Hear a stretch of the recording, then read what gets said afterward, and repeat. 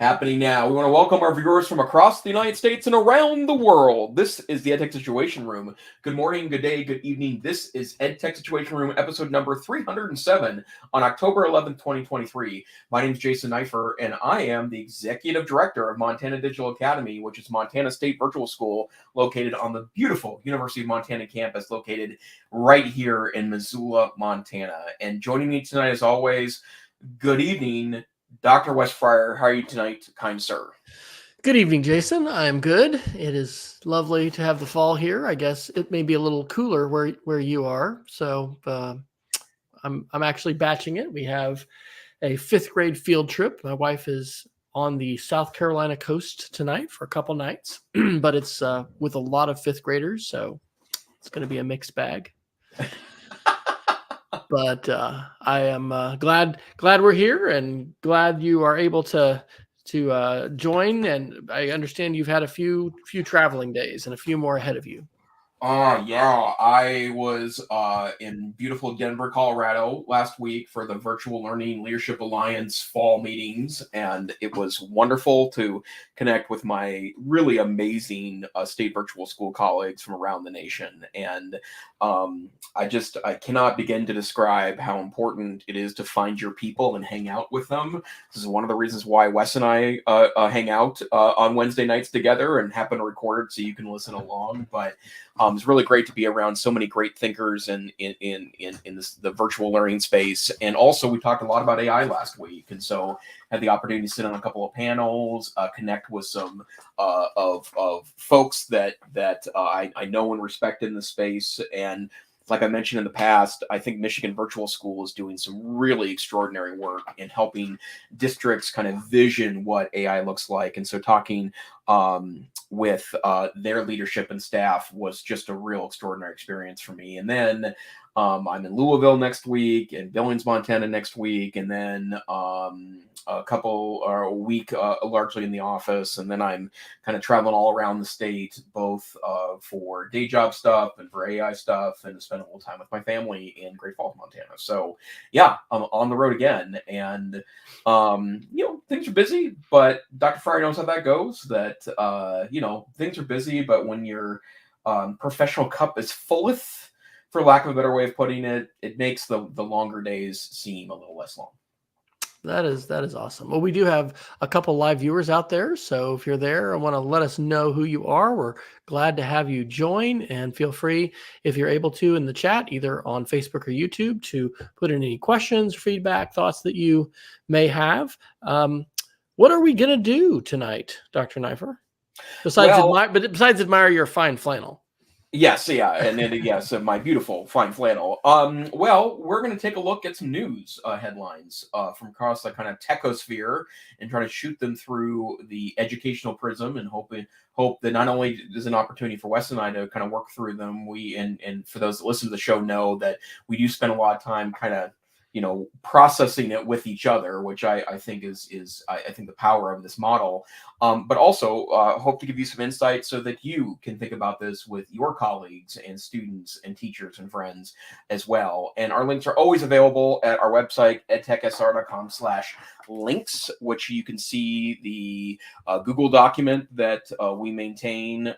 We have 2 of them now, going back to day 1 of the podcast, with literally, I'm guessing, at least 10,000 links. Well, actually, we could parse it now with AI, right? Yeah, we probably could. I've thought about doing that with some other lists of past tweets, and just the power of parsing. I've thought, if I could create, which I could, right? Like, here are the things I've tweeted in the last week or month.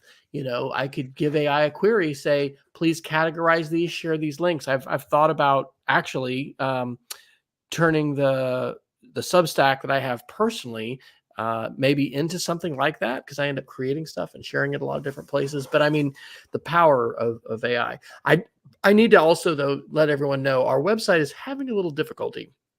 And so I don't know if it was a WordPress plugin update or exactly what's going on. I may have to restore it. I verified that as of yesterday, we had a backup. The error log, I hadn't deleted it since December of 2021, and it was over 800 megs. And so that may have been slowing things down a little bit. it's just, anyway, I still love WordPress. It is just fantastic. But my favorite sites now are my Google sites that I have mapped, because Google handles all of that. But you can get to edtechsr.com/links. I went ahead, although it was too long, I guess, for Facebook live chat. So I put the shorter link, but it is working.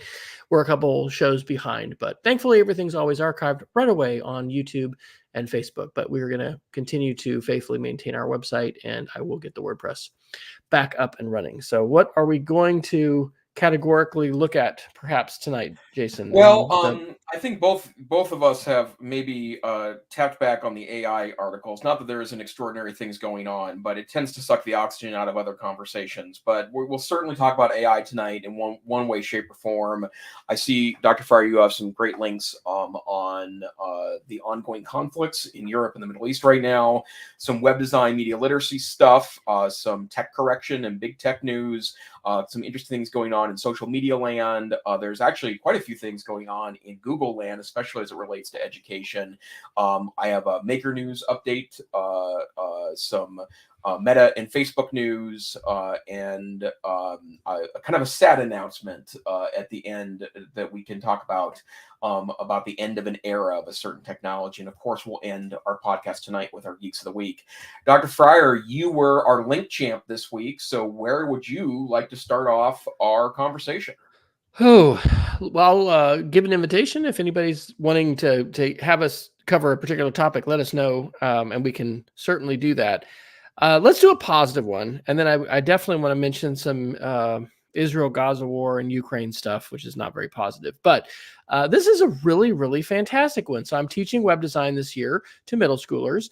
And this is an article from WP Tavern, which is a pretty well-known WordPress site and service and news source, I guess. I think they have products that you can get as well. They have a podcast. Maybe they're just news. I think it doesn't see products, so it's news and podcast. But this is from October 6th, and it's titled "Why NASA Chose WordPress for Revamping Its Flagship Website." And I don't have the link here. I'll put it in. It's a wonder link that I shared with my kids. But at a recent WordCamp, which happened periodically around the country, the team from NASA did a full-on hour presentation about this. Cool. This took 18 months. They have, let me see if I can find the numbers, 68,698 pages that they migrated from Drupal. They have over 3,000 landing pages, 3,023. They work with a company called Lone Rock Point. And I think there's so many reasons why this is fantastic. Number one, we're just looking for examples of web design best practices and having the kids, try to identify those. And the quantity of information that NASA has to communicate is just, incredible. It's also very engaging and exciting. But I think this is a real win for open source. And I know that with Moodle and other kinds of content management systems, Jason, that you all have been engaged with at the Academy and then just up in Montana. I mean, I think it's a great story to tell. People need to recognize, I believe, the power of open source. And, WordPress powers somewhere around half. I don't know what the exact number is, but it's a ton of websites that are online. And yes, they do require security updates, and sometimes things happen. And I don't want to be sharing the fact that we're having a little WordPress problems at the beginning of this to diminish my enthusiasm for the platform. But I thought this was just exceptionally exciting, a really great case study to share, and it's a brand new website. So go to nasa.gov and check out how amazing it is. Like I said, we were today going to the missions link at the bottom, and then just using the filters to go through. And there's so many incredible things that are happening, but it's really, really a fantastic example of web design and information sharing in open source. This is amazing. And yeah, please do share that link with the talk, Wes, because I think that would probably be of nerdy interest to me. And I'm a longtime WordPress user. I think I put up my first WordPress site in like 2007, maybe 2008.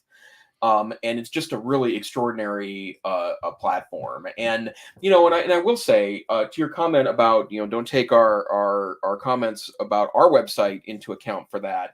WordPress is a downloadable property where you can download it to a website or web hosting and constitute a site and have a lot of control over it. But there's also plenty of opportunities to have someone else do the heavy lifting there. You can go to WordPress.com, for example, which is the pay for service that they offer, and you can get up a WordPress site that's largely maintained by the WordPress hosting company. Like, you don't have to worry about, you may have less choices, but you don't have to worry about things like plugins conflicting, etc., because they take care of a lot of that for you. But if you want to run your own website, and there's risks to that, especially if you're using less than awesome hosting and yada yada yada, it's just a really extraordinary platform for building interesting stuff. And I'm so glad you're using this in context of your web design class. It's something that very few websites in 2023 are hand coded. Almost all of them use platforms of some way, shape, or form. You mentioned Drupal, but there's WordPress, there is Joomla, there are probably thousands of smaller platforms, content management system platforms that do the same thing. And I hadn't heard that NASA was doing on their website. I know that Lon Simon, who is a content creator on YouTube, that I actually give money to him on Patreon. He does a lot of hardware reviews, and I feel like he does a good job of keeping me up to date on that. He used to use NASA.gov as a site to show off whether a hardware platform like a laptop or a desktop, like how it performed on a complicated website. Now, looking at this website, I wonder if that's now less useful, because it seems like it is very speedy. It's on my M1 Mac Mini, so it's not going to drag in a lot of circumstances there. But yeah, what a beautiful website. And as has always been, NASA just has an extraordinary communications operation. Thomas Ho is in the chat room and asks, what are Wonderlinks? So I put this link in here. This is amazing search engine optimization right now. If you put into Google, and we've had all kinds of kids try this as well, see if it works for you, Jason. Just new tab, Google Wonder Links with a space between it, and see if you can get my website at the top. So I have a C-named Google site, so it's mapped to lessons.wesfryer.com. But evidently, there's not a lot of folks in the world creating something called Wonder Links. Did it work for you? On mine too. Yeah. All right, that's so funny. Cool. So, like, being able to get my kids. No, it wasn't, or not. Yeah, it was. Yeah. Okay. I'm impressed, because it seems like that a lot of people should be using this terminology, but apparently it's Wonderlinks trademarked Wes Fryer, because I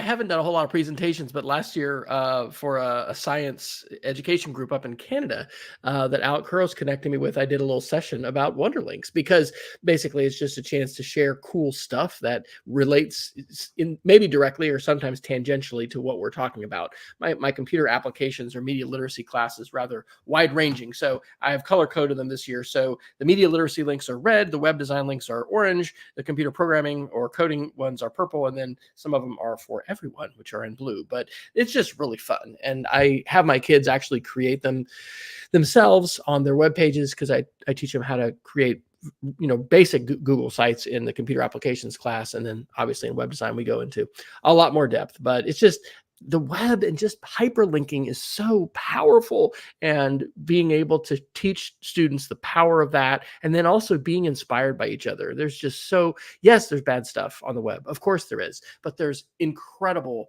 content, and with different influencers and the different worlds in which we live and inhabit, especially as younger people and older people or middle-aged people or whatever you want to call Jason and I. It really is fun. So well, I do turn 50 on Monday. You're joining the club. Yes, and so I don't know what that means. I will say, though, that I did trim my beard this morning, but yesterday I was in a meeting, and the lighting was as such in the room that in my webcam, it looked like I had just a pure white beard. So I am graying quickly. Although I will say that, for the record, the best gift of turning 50 is turning 50. Like, I am so excited for the decade ahead. And as a kidney transplant survivor, you have a very good perspective on life. And I have to say, like, I wouldn't trade the wisdom or experiences I have of a 50-year-old for just about anything. So, oh, that's awesome. That's awesome. All right. Well, hey, we got another live viewer that's joined us. We're just having a party tonight. You want to take us somewhere else? You want me to go ahead and do a Ukraine-Israel one? why don't you go into the Ukraine links, and then maybe you can then pivot back to Let's go. Yeah, we'll have to go news. Google. Okay. Well, we talk a lot about media literacy and big tech and the weaponization of social media platforms and all kinds of things. Well, of course, now that there's a full-on war going on in Israel and Gaza, you shouldn't be surprised about this headline. So this is from Wired Magazine. The headline is that activist hackers are racing into the Israel-Hamas war for both sides. And what the article describes is the fact that even for very, very experienced fact checkers today, it is super hard to determine what is an actual new video or photograph. Things from Syria, from Chechnya, from all kinds of different conflicts are being shared. And so the need to have a web literacy framework like SIFT to talk to students about, how do you ascertain who to trust, lateral reading, all of those kinds of things are really, really important. And then I know we didn't talk about this one because we missed last week. This article blows my mind, and it's actually, this is happening right now. The face of warfare is being changed by drones, and these particular ones are not AI driven. But this is a Washington Post article, and this is a gift link. The headline is from October 4th. The headline is, in Ukraine, explosive DIY drones give an intimate view of killing. And what is taking place now in Ukraine, and again, this is also drones I was reading are definitely part of the landscape right now in Gaza and Israel, is rather than thousands of dollars expensive drones, this is a makerspace war. And so for about $400, the Ukrainians are getting their geeky soldiers to strap on an RPG, a rocket propelled grenade, onto a Chinese made fly-by-wire drone, having the VR headset on their heads, and then able to fly these things up to, I think, 9 miles away, directly into the trench, directly into the truck, directly into the tank. They're killing, not only people, but destroying tanks worth millions and millions of dollars with these $400 devices. And so this is an absolute game changer. I think I talked and mentioned, and I have it in the Wonderlinks. We have it in our show notes from a few weeks ago, a New York Times article talking about the United States Air Force and the new strategy that formerly the U.S. Air Force is having with respect to China and Taiwan, and their plans to use, in that case, AI-powered drone aircraft that are going to fly along with humans. But it's troubling that the video, doesn't show anyone dying, because when the explosive, blows up, the camera obviously goes offline. But it really is surreal. And, Jason and I are both old enough, having been, I guess, born in the early 70s. We didn't live, we don't remember anything about the Vietnam War. And this is rather surreal. I would also say that it's very, very heavy. Just we're all in different situations. It's probably likely that if we don't personally know of folks that are Jewish or have connections to Israel, there are people that we work with in our school, in our communities. And so I was talking to a teacher today about a student who had broken down yesterday, just with everything that's happening with Israel and just how serious. 300,000 people have been called up. So technology is definitely affecting all this. The velocity of the information is, and I guess I would just kind of end with a caution that we all need to be careful how much we are immersing ourselves into the news and into these kinds of things. And we're not going to spend all of our time tonight talking about that, but I think there's different elements of this that are important, and it's just a real eye opener to see, of course, the ongoing conflicts that are occurring, but also the roles the technology, in this case specifically drones, are playing. Yeah, and the pictures in this article are absolutely extraordinary. And yeah, and you labeled this exactly right, Wes. The idea of kind of maker war here, I think, is a good way to look at this. But there is an awful lot of pretty extraordinarily powerful stuff that you can buy off the shelf that sure can be used for lots of good, but could easily turn into a weapon of some significant impact. And obviously, it's not the focus of the bigger thing, right? But at the same time, this is really both of these conflicts, I think, will be very much modern conflicts in a way perhaps we haven't seen to this point. On a positive note, shout out to my dad, who's just chimed in the chat. He is back in Kansas, and I bet it's a little cold there. I'm sorry. Hi, Mr. Fryer is like I call that. Hi, Mr. Fryer. And he said they've actually hit freezing. Have you guys hit freezing yet in Missoula? We've not, although I would imagine it'll happen in the next 2 weeks. All right. So Manhattan, Kansas has got some little temperature going on Missoula. So, but I'm sure you'll make up for that cold winter weather very soon. So, all right. Well, how about some other news besides war and military stuff? Sure. Let's spend a couple minutes in Google stuff because there's a lot of interesting things going on there. Dr. Fryer, I think you probably bemoaned this when you read this as well. But do you want to talk about the imminent demise of Jamboard? Yes, absolutely. So, we talk about sometimes with sadness, Google Reader and other things. Google Workspace updates on September 28th had a headline which was a little bit less direct than I would have done. The headline is "Next Phase of Digital Whiteboarding for Google Workspace." But what this actually is we're killing Jamboard. And so if you're not aware, Jamboard is a whiteboarding tool that has been available for a number of years right within Google Drive. It's similar to a slideshow, but you can, draw on it. And it actually on the iPad had some really cool features as far as auto draw. I don't know if you ever played with that. But, it's one of these things that I guess is not at the scale that Google needs. And so they've decided to basically sunset it, I think, at the end of October. But the other link I put in there is from Tom Mulvaney. Tom Milani, who I'm not familiar with. But he had an excellent article also on September 28th called "The Teacher's Guide for Transitioning from Jamboard to FigJam." And FigJam is basically a clone, but it has some more features. I have not played with it yet. Eric Kurtz, who is absolutely an incredible educator and especially Google savvy dude, he writes the blog Control Alt Achieve. He has been doing a series of webinars, and you can view any of those online as well. I'll drop that link in. That's about FigJam and how you can move to it. So I'm going to guess you're not as much lamenting the loss of Jamboard, but did you use it, Jason? Oh no, I love Jamboard, and I don't use it with students because I don't see students all that often, but we used it as an internal tool. And we would do SWOT analysis exercises on Jamboard. We would do brainstorming exercises. My colleague Mike and I had kind of a big picture to do Jamboard where we'd stick information on there. And one of our favorite exercises is that we had a kind of a virtual team retreat. I think it was in December. We met for about 6 hours that day. And, 6 hours is a long time to be in an online retreat.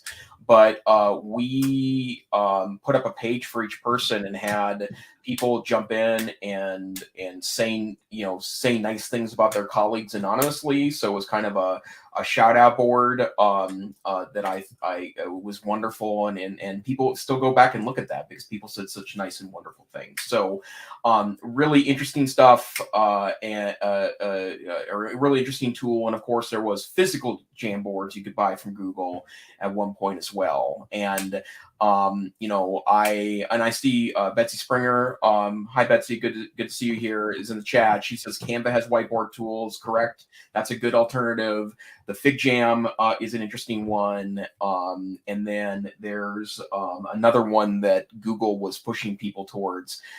The only thing that just disappoints me here is that it was simple and free. And I know that there's a lot of other free options here too, but just to have it inside of our Google domains, we didn't have to set anything up external for that. No third-party questions or anything. Yeah, it's just right inside. It's super fun. I've used it for webinars before for kind of interactivity component.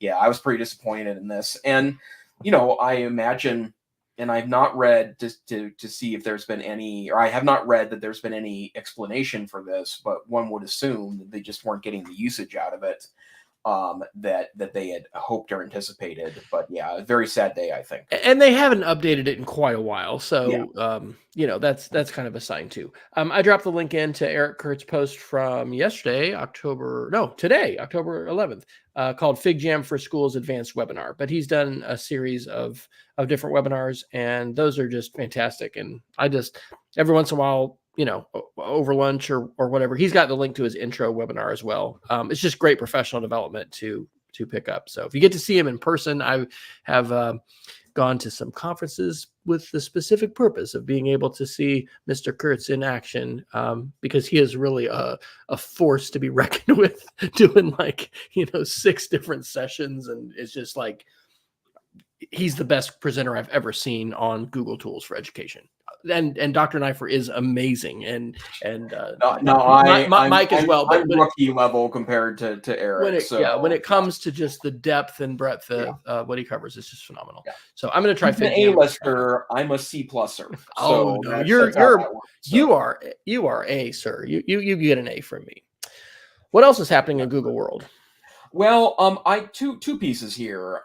There's been a lot of movement in the last 2 weeks on Google hardware, and I think there's some interesting stuff here. The first one is that they've announced the Pixel 8 phone, and that is Google's latest in their privately made phone that uses the Android operating system, of which is available via open source, but Google will license out the advanced versions of it so you can use the so-called Play Store. But that's interesting. I'm not a Google phone user. I mean, I do have an older Pixel that I keep in my bag that I actually use for fun and projects, and also to keep up with the Android operating system because I'm a nerd.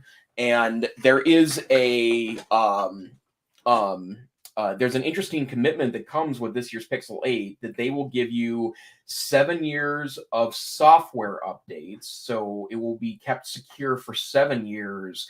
And then this particular article goes on to know, this is from Chrome Unboxed, that they've also made the commitment that they will keep parts available for the Pixel 8 phone for 7 years as well. And I think this is not only a really smart market play for them, because this is part of what they struggle with against Apple, that Android phones just don't get updates like Apple phones do. And I realize that a lot of that is the third-party manufacturers doing these phones, whether you're talking about Samsung or let's see, LG isn't making phones anymore. Other Android phones, I'm not. Motorola makes great Android phones, actually, that are lower cost, but oftentimes they are lucky to get one update to the next version of Android, next big version of Android, and rarely get security updates past 2 or 3 years after the phone is released. And this commitment, I think, understands that there's certainly exceptions. Dr. Fryer and I are exceptions to this. We update relatively regularly in comparison to the average user, but being able to do this, or to have this available, I think is really great news for the environment, and also acknowledges that most regular users are keeping their phones for 4, 5, 6 years, and that means they're going to get security updates. And so I just think this is an extraordinarily good move, and cheers for Google. Excuse me. And for the record, you were a Google fanboy with both phone and watch for a number of years. Yeah. And I still like, I've got a Pixel 5a that I bought for a song used a little while ago. And it also got the Android 14 upgrade last week. In fact, I upgraded right before I got on an airplane on the way home last week. I was able to play with it on the airplane. And there's a reason why I'm back in Apple land, but especially Google's phone Android is really, really well done. As a tablet OS, it's not super great, but I do like it very much as a phone OS. But yeah, good stuff. And Thomas says I didn't go on Do Not Disturb mode. My daughter was trying to FaceTime me. Thomas is going to receive his Pixel 8 tomorrow. So, yes, and congratulations, sir. I'm super jealous actually because that phone looks awesome.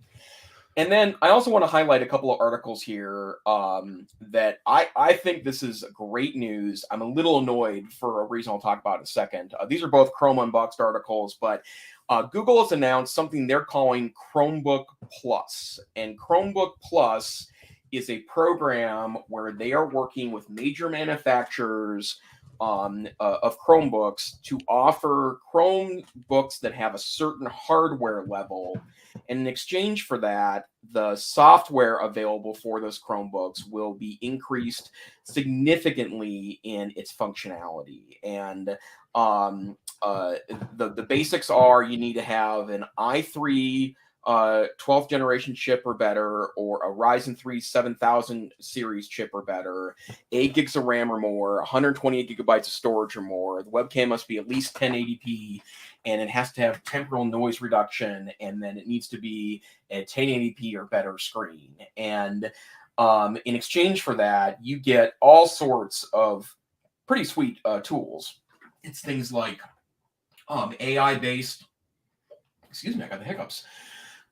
AI-based video or video call adaptation, so it takes out background noise, improves the lighting, and also gives you a blur option that's baked into the OS instead of the software, which is a pretty extraordinary thing. And I'm going to take a quick sip here, Dr. Fryer. New standards for Chrome OS apps. Yeah, so they will be able to deliver on better web-based apps, so PWAs in other words, and for example, Adobe Photoshop on the web, which is apparently nearly function for function on what the desktop is able to do, but it slows down pretty dramatically with modest hardware on the web. You get 3 months of that for free with a Chromebook Plus purchase.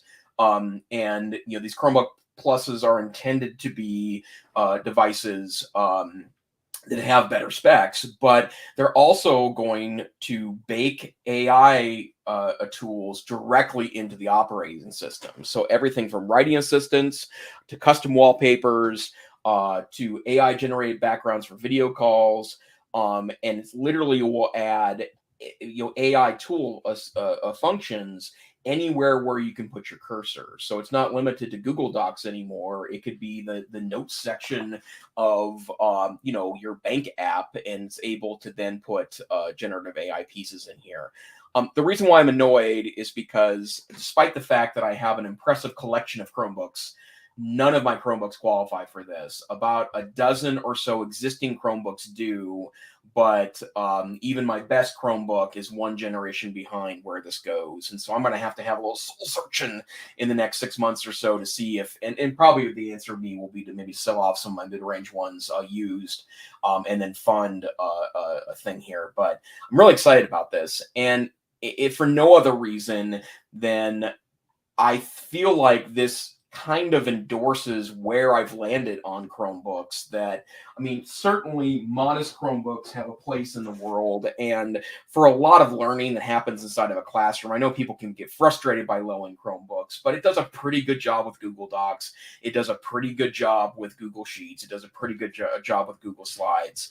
But if you are a power user or you're a creator, having the i3 or better chip, having the 8 gigabytes of RAM or better, having the 128 gigabyte hard drive or better, and the high resolution screen takes the Chromebook experience and makes it just that much better. And although I'm currently an Apple guy, I still carry around a Chromebook pretty frequently. And in fact, there have been trips I've taken recently where I could go all Google ecosystem like I typically go all Apple ecosystem and be able to do everything I would need to do without compromises. And that's the bottom line. Now, that said, it does put in an extra piece of complication into the kind of difference between the typical mass-produced classroom Chromebook piece.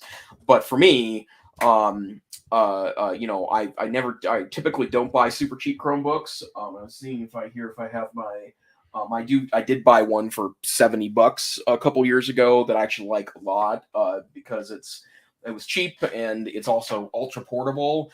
But that whole notion annoys me just a little bit. But great news for Google. Love the process here. Love the extra features they're adding in, and AI built in is just that much more sweet.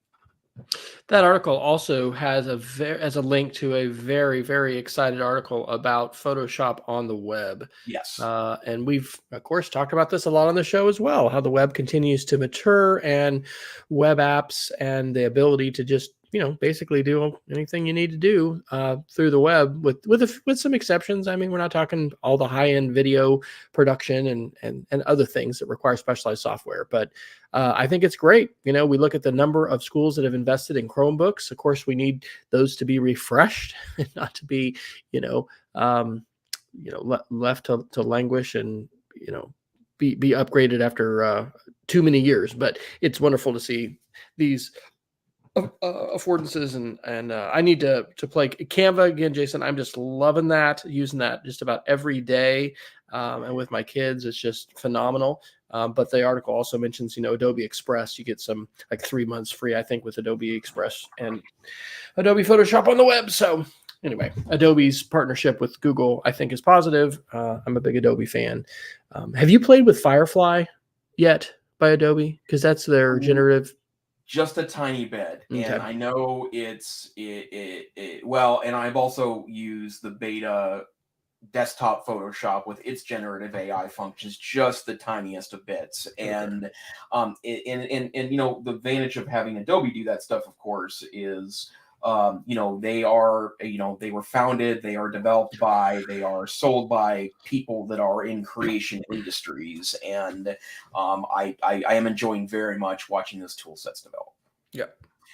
And then a quick note from Thomas in chat. I feel your pain, brother. In fact, we've got a couple of those Spin 713s at work, actually, as part of our internal collection there. And yeah, and that's a fabulous Chromebook too. So I'm sure that there will be some soon that, the best thing about Chromebooks is people undervalue them. So at some point in the relatively near future, I'm sure there will be a release, and then there will be a 50% off thing at Best Buy, and then I'll jump in. So. All right. Okay, Dr. Fryer, where to next, sir? Let's see. Why don't we head up to a couple AI articles? Did we talk about the Stephen Fry article last time about the Harry Potter audiobooks? No. Does that ring a bell? Okay. This is quite an article. So this is Fortune, middle of September, on September 15th. The headline is, actor Stephen Fry says his voice was stolen from the Harry Potter audiobooks and replicated by AI, and warns that this is just the beginning. Now, Stephen Fry is not the only person that needs to be concerned, because I think I heard this on a Twit This Week in Tech podcast a couple weeks ago. And I apologize. I try not to do this, but that Fortune article actually is a paywall article. So anyway, if you put in Stephen Fry, Harry Potter audiobooks into Google News, we can get another one. Not to say that we don't want to read Fortune and pay for it, but what I heard is that they only need about 11 seconds of your voice in order to create an AI version that is fairly reasonable. And so certainly, now this is episode 307, there are plenty of look at that. There are plenty of audio examples of Jason and my voice. Here's a crazy thing. This isn't in the show notes. Related to this with AI and the ability to synthesize someone's voice with only a small sample. And I don't think that part, the Hollywood writer's strike, has been resolved, but not the actors' strike. Is that correct? Have you followed that? That's true. I haven't been tracking that religiously every day, but I think that's where that is. The danger of social engineering with the voices of people is not a pie in the sky, or just like, that's a possibility. It literally just happened to our neighbors who are in their mid-80s, actually to one of their sons. And he received a phone call that was supposedly from his son. And he called him a name that was not the name for him. And so he identified it. But anyway, the relative that got this phone call is a retired police officer. And anyway, called the family. But it was crazy because I mentioned something about this and they said, well, do you know what? That just happened to us. So we need to be aware that this is happening. Again, there's going to be positives to this, right? I've thought, oh, wow, if I'd want to make an audio book or audio version of one of my, past or future books or something like that, I could, you train one of these tools and not necessarily read the whole thing. Although I think it's probably great to read it yourself. Also be aware of the fact that this can happen. And this, just like we have examples of phishing with a PH where someone's trying to get your credentials, spear phishing is when they're specifically targeting you. Like at my previous school, our head of school would sign his emails just this certain way. And so we had people who knew that and emailed our teachers to try and trick them and it, I could tell more, but to send iTunes gift cards, it sounds kind of ridiculous, but this works. There are people who will do these things, and rather than pick up the phone and say, hey, is so-and-so really okay? Do they need me to send them a couple $100 in iTunes gift cards? People actually do send them. So be aware of the fact that these kinds of schemes now include voicemail messages and live phone calls, which could sound like your loved one and could be somebody who's just trying to, get some money or a credential or access to your device or something like that. So it's sort of next level malware with AI powered voice, I guess, copying or replication. Yeah. And thank you for the archive.ph link, which is honestly a fantastic tool to be aware of. It's archive.today. Sometimes that one doesn't work, and sometimes it's been up and down. But this is archive.ph. And so if you need to provide a link to somebody, that's a paywall free version. And regular listeners to the podcast may remember this hint we gave earlier this year, but something I've done with my family is to set what is effectively a safe word with them. So both Dr. Fryer and I would be at risk of this. There are 307 episodes of this podcast that are freely available on YouTube. Dr. Fryer also has a vast archive of past presentations. He podcasts elsewhere in channels, and that it doesn't take that much audio anymore with the tools that are available to create something that would be good in a pinch. But it would be very easy to create our voices in an AI model. And I have elderly parents, right? And my mom's pretty nifty at sniffing out scams. It's one of her superpowers in the world. But the bottom line is that the right people with the right story, with the right setup, I think could easily fool even the most savvy of folks for this. And so we've set up a word that if I'm ever calling in a desperate situation and ask them to do something weird, I need to be using that word. And if I don't use that word, then they are to ignore it and then try to contact me directly. And I think that's good advice for everyone. And I don't care, how old your kids, your siblings, or your parents are. I think it's a good idea to make sure that people know that that's the case. Absolutely. I put this one under tech correction, big tech, and I thought I had some additional reflections. I probably have them in here. I don't know if you follow Tech Policy Press, but this is their October 8th episode. It's called Digital Empires, a Conversation with Anu Bradford. Anu Bradford has a new book out called Digital Empires, The Global Battle to Regulate Technology. The book describes the geopolitical competition to establish digital governance models between the US, EU, and China.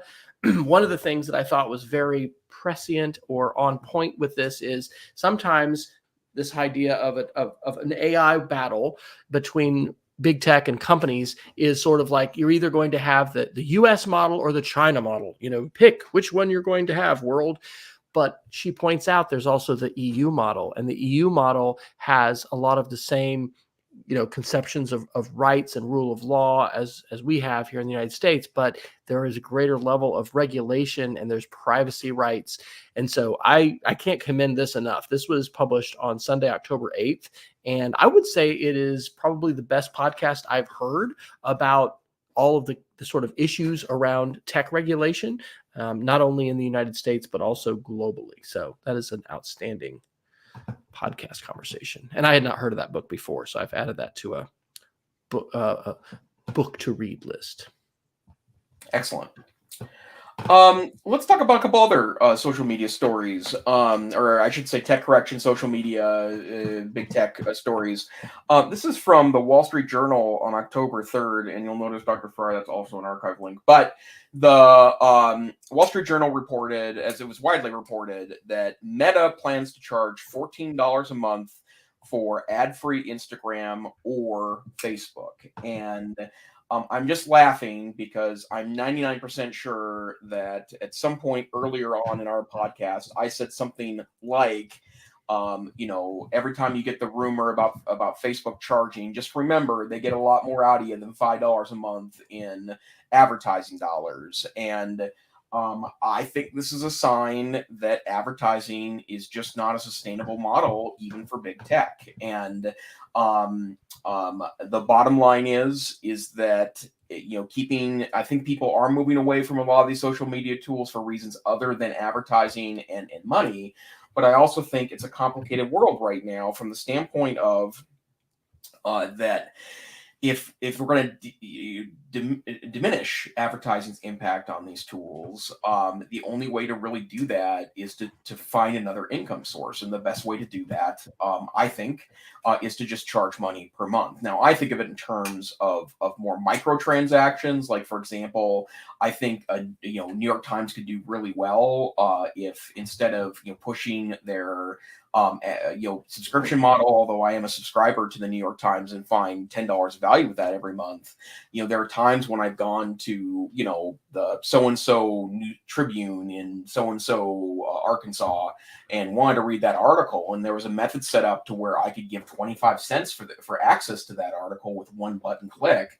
I would do that. And I think I still think that could be a brilliant way to start funding journalism again, that instead of trying to mess with, paywalls and 5 free articles and then not, I just think a simple system with one click, that's hooked to a credit card, maybe even you limit it to $10 every month so that you have to, fund it more once you get to the end of your $10 of single clicks. That could be a real powerful piece. But I guess the question I have for you, Dr. Fryer, you're on Facebook, you're on Instagram. In fact, we're buddies on both of those platforms. And it's a great way for me to see what's going on in the lovely Fryer family. And I'm sure the part of the lure of my feeds is that I post funny things and travel things. But would you be in for $14 a month for either of these tools? Well, fortunately or unfortunately, since we don't live in Europe, I don't think we're going to face that, because it sounds like it's because of Europe's regulation that they are actually going to push this. So in Europe, if you don't agree to personalize ads, you're going to fork out the cash. But if you're still up for personalized ads, they're going to just monetize your account. I don't know. I mean, there's like 7 different social media platforms now that I share on. It is a bit ridiculous, and I don't know how sustainable it is over the long term. But I would put Facebook right up at the top, just because so many, personal, friends, family, there are other folks that I'm connected with. And I've actually in the last month, I guess, started to share more into the Speed of Creativity page that I've made. Mm-hmm. I think I might have said it on the show before. Early on, my wife threatened to unfollow me on Facebook if I didn't quit sharing so much crap, because I would cross post everywhere. Hey, I'm reading this article. Don't I want to tell everyone about that? And she's like, this is ridiculous. You're filling up my feed. And I was like, oh, okay. And so I stopped doing that. I know. But I don't know. So anyway, now I have my Speed of Creativity page. When I'm reading an article or something like that, I'm sharing it over there. But I really do value Facebook a lot. I think the algorithm certainly has had some bad, it's done bad things, and people have done bad things with it, no doubt. But on a personal level, I feel more connected to our extended family, our immediate family, our children, friend, just all kinds of people. It's just amazing. It's fantastic. So I would probably think about paying for it if I had to, but given the choice, what'll be interesting is what will Europeans individually do, right? Because if this is the deal that ends up being brokered, it's a little bit like the antitrust lawsuit right now that's going on. We don't have anything about that this week about Apple and Amazon. There's some really big Department of Justice lawsuits going against these companies. Finally, this is part of the tech correction. And one of the things that I think Europe found is that even when they were forcing companies to not have Google be the default search engine, but to make users choose it, over 90% of the people were choosing Google, because Google's the best. It is freaking awesome. And so it'll just be interesting to see. There's a lot of hand wringing and complaints, but if Europe gets this choice, and okay, Europe, would you like to pay $14, or would you like to have personalized ads, or do you want to stop using Facebook? I want to see that study. I'm going to predict that a lot of people are going to say, those personalized ads won't be that big of a deal, because I don't think there is an immediate cost that people see to that. And that's one of the things about the attention economy and surveillance capitalism and all this stuff, is that there are harms, but they're not necessarily things that we directly see or that we, feel in the same way that we perceive other kinds of harms. But to be honest, though, like if that were the choice for every tool, I would love that power, right? I mean, and I almost certainly it's been personally a mixed bag about whether advertising based and personal data track based sites have been a net positive or net negative for me. It's so hard to tell because it's so complicated here. Decades after this has become a thing, right? But I do think that there is something to the fact that that there's interesting stuff that we could do to counter that if you're willing to put a little bit of money in. And, I probably subscribe to too many services right now, just in general, and it doesn't help that there is a large amount of AI tools on my bills right now. But I do think that would be an interesting direction for all of this to go into. Absolutely. All right. What else? We've got almost 10 minutes left. Okay. Yeah. There's a fun announcement. A couple weeks back, the Raspberry Pi was announced. Raspberry Pi 5 was announced, and what was super interesting to me about that is that new Raspberry Pi has been hard to come by the last couple of years. There was supply chain issues. It was hard to get any of these for a while. And in fact, I've seen a number of interesting YouTube videos about how a lot of makers have moved towards small form factor Intel based PCs. And in fact, I love small form factor based PCs. In fact, I'm looking for on my workbench right now. Where is my little HP box? Well, I'm building an arcade machine that I'm gonna hook up to my TV. And with the Raspberry Pi? No, it's with an HP small form factor box. And then when I'm done, I'll probably just build a Raspberry Pi one too because I'm a nerd. But it's a really cool really cool update that it itself is I think a pretty powerful machine now. The Raspberry Pi advanced version will have 8 gigs of RAM, and you can buy it at the end of October, and it's got a lot of ports on it. There's 2 4K HDMI ports. There is a micro SD slot, as there always has been, 2 USB 3.0 ports, 2 USB 2.0 ports, a gigabit Ethernet, port, and then USB-C based power. There's also Bluetooth 5, so the latest standard there. But at the point of which, you can really build an extraordinary number of things with these. And I'm guessing that a lot of the maker spaces in schools that have done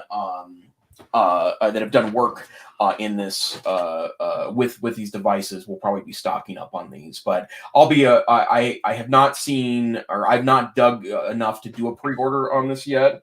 So I will probably do that soon, but this might be a birthday present to myself, because I think Raspberry Pis are amazing. So because that article is on The Verge, I happened to see in the sidebar the #1 trending article, and as both Google Home users, the headline from yesterday: Google's already bringing back the software features it removed because of the Sonos' lawsuit. I guess they won the lawsuit on Friday, and so they had had to do some changes to Nest speakers with like grouping and some of the playback, although I think I've still been able to do that on mine. I don't know what that is, but anyway, interesting that they won the lawsuit and those features are coming back.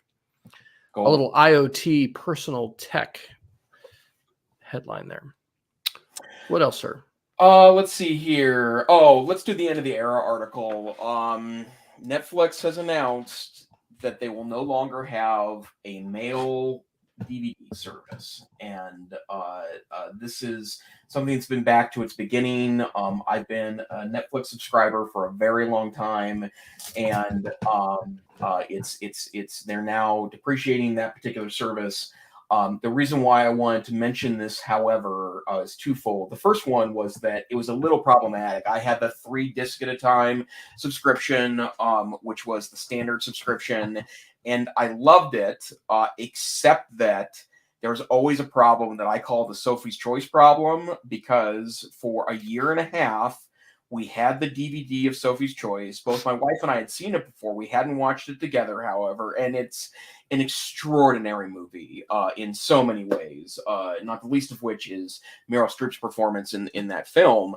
But you're never really in the mood to watch Sophie's Choice, right? Like it's a real experience. And so, the second and third disc in our group would just come and go frequently. And I'm not joking when I say that DVD sat in our house for 18 months because we never found a time where it was, obviously the time to watch Sophie's Choice. And so when they did move to a streaming model, at first it was a free add-on to the disc process, and then became its own product. We got rid of the DVDs almost immediately after that. But the other thing too is that I've always been a big fan of Netflix from the beginning, and they're kind of the old elephant now in this space, and people criticize them for this and that, and probably some of that criticisms is something I would agree with. But what I would say is that I did look into this a year or two back, but I had very seriously considered investing in Netflix. I was going to invest $1,000 in it in like 2003. And if I had done that, I would be very wealthy right now. So sadly, that was, and I only looked up that number once, and my heart sank. But you've made it back in Dogecoin, right? Well, actually, I have a decent amount of Dogecoin. That remains true. But I will tell you that and I've also picked some real losers in tech history too. So, all right. Here's a fun one. I don't know if you listen to this podcast. The Story Collider is a science story podcast. And so their episode from September 8th was called Food Science: Stories About Things We Eat. And it features a wonderful interview with the Corn Queen. Katie Murphy, known as the Corn Queen, is a plant biologist who loves studying the inner workings of corn. She is the director of phenotyping and principal investigator of the Donald Danforth Plant Science Center, a nonprofit research institute in St. Louis. Basically, she is a TikTok influencer. And as part of one of the grants that they had, they needed to have a social media outreach, and she found that she loved that. And so it is just the most wonderful TikTok channel you'll ever see. And I think, something worth, sharing with older, middle school or high school students. And also I think speaks to the importance of being able to communicate in plain language about the things that we're doing. Actually advocating for science and the support of science is really important. It's kind of like right up there with representative democracy, I think, and helping people understand what scientists do, and not just relegating their work to journals that are behind paywalls that few people get to read or see. Anyway, it was awesome. So I put that under the social media category. Well, Dr. Fryer, I think we're near the top of the hour here. Is there anything else we want to get in before we head to our Geeks of the Week? Yeah, let's just do one more. This is an AP under tech correction. The Supreme Court will decide if state laws limiting social media platforms violate the Constitution. And I know there is at least one member of our team here that is in a state where have had some laws passed about TikTok and some other platforms. And so I think this is basically a federalism case. And so Republican-dominated legislatures have signed into law these bills that aim to prevent social media companies. In this case, this is from censoring users based on their viewpoints. And so anyway, that could have some far-reaching implications for other kinds of laws, because it's very interesting, right? Interstate commerce is supposed to be regulated by the federal government, I think, per the Constitution. And so the internet's kind of this thing that goes across state lines. And so it's weird to have like, oh, TikTok is banned here, and the requirement is going to be different in California based on this privacy law or whatever. So that'll be one to watch. Yeah. And again, I'm in a state that has outlawed TikTok as of January 1st, 2024. It is in the courts right now. And so who knows where that goes. But yeah, there's a lot of interesting questions of the Constitution to come. Absolutely. All right. Shall we Geek of the Week it? Yeah. Let me go ahead and start. I have an easy and quick one. It's just an AI tool, but I was amused by it. It's called librarianai.com, and it does what a lot of recommendation engines already do, but it's a nice, simple interface, and I think it's a good example of let's not get too charmed by the generative AI, that AI can do a lot of cool things for this, but essentially you enter in 1, 2, or 3 book titles. It gives you recommendations for more of the things you might like. And so I've done this a couple times in the last couple of weeks with nonfiction books. In fact, the 2 books that I read while traveling last week were recommendations of Librarian-AI. I think this also would be a cool tool to use with kids. Yeah, absolutely. I will say that we've been playing in my web design class with the Bing search tool. My kids figured out if you use Edge, it gives you more points and basically credit to not be logged in. So it's incentivizing the use of Edge, but it is more limited. And we were trying to make a tic-tac-toe game today, and we weren't able to do it in Bing. And then when I was in ChatGPT-4 later myself, logged in, was able to make it. It works great. So anyway, we're playing with it, but it's I think I want to please keep sharing these tools. Claude AI that you shared by Anthropic a few weeks ago or a month ago or whatever has just changed my life. So yeah, me too. Okay. 2 quick ones for me. Number 1, did a podcast interview with one of my 7th graders who moderates live streams with hundreds of live viewers for a Los Angeles-based company called Cool Kicks. And so it's just a 13-minute interview, but it's an interview that we did. He's going by the name of G for the podcast interview, but it's just amazing. And the literacy skills that he's gaining, and just, I don't know, like, okay, wow, you are, and he sometimes, I think he's getting some, he may be getting some swag. And he's gotten some good treatment when he's actually visited the store in person, but just kind of amazing. What are our kids doing these days? Oh, they're moderating live streams with, companies in California. And then this one is absolutely so exciting to me. Mastodon is one of the 7 different social media platforms that I'm using these days, but I've used Flipboard forever, and Mastodon now supports lists. What does this mean? Well, I have a Yoda's list like I do in Twitter, and Twitter doesn't work this way anymore, right? Elon broke the API, or made it break so that you cannot follow a list that you maintain in Twitter, which I've just loved to do this inside the app and website Flipboard. I didn't see this publicized anywhere. I just happened to go in and check my accounts, and I was like, oh, I wonder if I can do this. Oh my gosh, you can. So you can create, any of the lists that you've created in Mastodon, similar to what we do in Twitter. you can follow those directly as a little panel, just like a magazine, and then you can follow those. Mastodon, to my knowledge, does not allow us to publicly share the lists like you can with Twitter. And so other people can't subscribe to them. So hopefully that's something that the Mastodon developers will do. But this is really, really excellent. And I have loved using my lists in Twitter. I still use them, actually. I just can't use them in Flipboard anymore. But it was a discovery this week, and that made me very happy.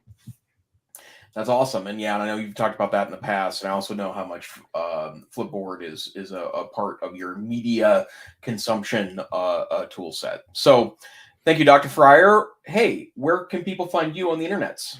I am all over the place, but you can find those links at wesfryer.com/after. And maybe I'll be using an AI curated Substack soon to kind of share, but I'm definitely still cooking at Cook with Wes. How about you? Best place to find me still is X. I'm sorry, I can't use it. Twitter, where I'm a tech savvy teach, and at some point, I feel like I need to double down on one of these other alternatives. We'll see how that goes. But hey, this isn't just Jason bemoaning Twitter. It is the EdTech Situation Room, where once a week podcast on Wednesday nights at 8 in neither of our time zones, 9 p.m. Eastern time, 7 p.m. Mountain time, somewhere in the middle of the night UTC. Hey, we wish you could join us live. And each week we have an interesting group of folks that join our audience, an increasing number of folks that join our audience. But if you can't do that live, although we wish you would, go wherever fine art podcasts are aggregated. We're in all your favorite podcast apps. You can also go to our website, edtechsr.com, and download Tiny MP3, or you can see our archives on YouTube or Facebook. In the meantime, stay safe, stay savvy, and we will see you next time on the EdTech Situation Room. Good night, y'all. Good night, everybody.